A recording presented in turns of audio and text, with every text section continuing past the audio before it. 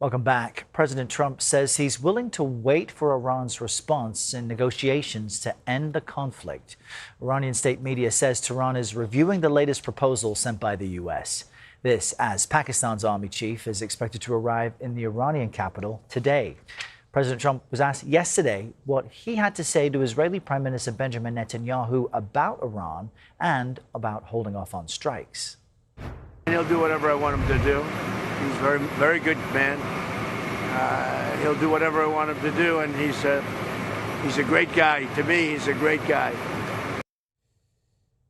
Former U.S. Ambassador to Israel, Daniel Shapiro, joins us now. He's a distinguished fellow at the Atlantic Council and is connecting with us from Tel Aviv. Mr. Ambassador, good morning. What's your reaction to that comment from the president, which he repeated? He, Benjamin Netanyahu, will do whatever I tell him to do. And what do you make of some recent reports that the call between the two leaders was tense? Good morning, Errol. Look, it's embarrassing for Netanyahu to have Trump speak about him that way, as if Israel's a vassal state that takes orders from the United States. That really conflicts with Israelis' sense of national pride and sovereignty. And look, Netanyahu definitely wants to continue fighting.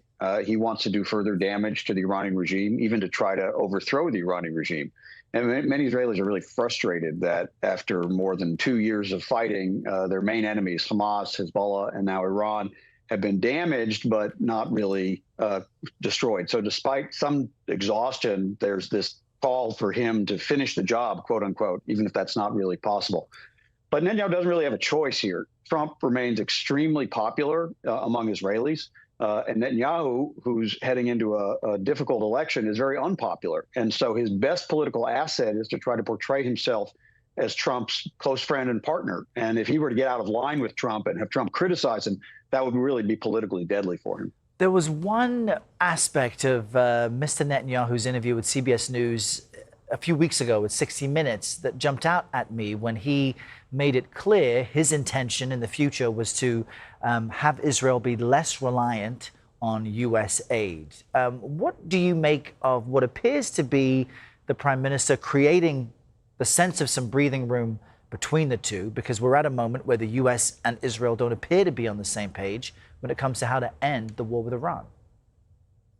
Right. Essentially, Trump is right about that. If he says it's over, the war is over, at least for now, and Israel really wouldn't have the opportunity to return to major military operations against Iran without the United States.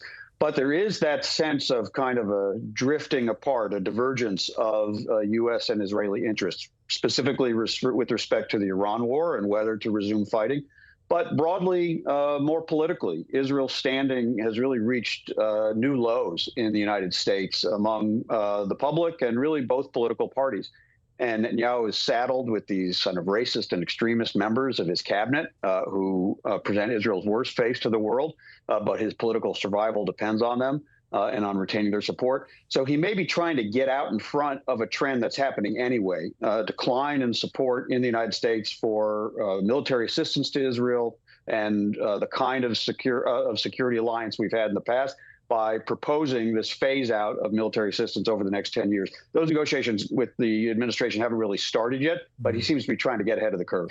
You know, Netanyahu is a longtime leader of Israel. He is a skillful politician, and each time we've seen him under domestic and international pressure, he appears to succeed and make it through. What are some of the local domestic pressures he still faces at the moment? Well, I mentioned he's under indictment and on trial for corruption charges. And the only parties who will sit in his cabinet are the most extreme elements of Israeli politics, who are very unpopular in Israel and certainly project a terrible image of Israel abroad.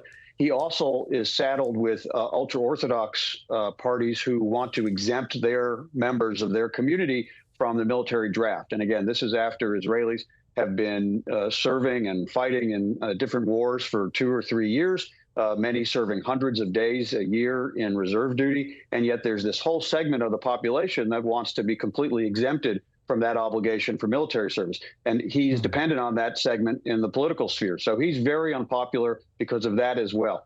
So he heads into an election, which will either be September or October, with some heavy weights around his neck. But as you said, he's wily, he's experienced, and even the opposition opposed to him is somewhat divided. So it's still unclear what will be the outcome of that election when it's finally held. Always fascinating understanding the politics there of Israel. Ambassador Dan Shapiro, we appreciate your insight. Thanks for joining us from Tel Aviv. Thanks, Errol.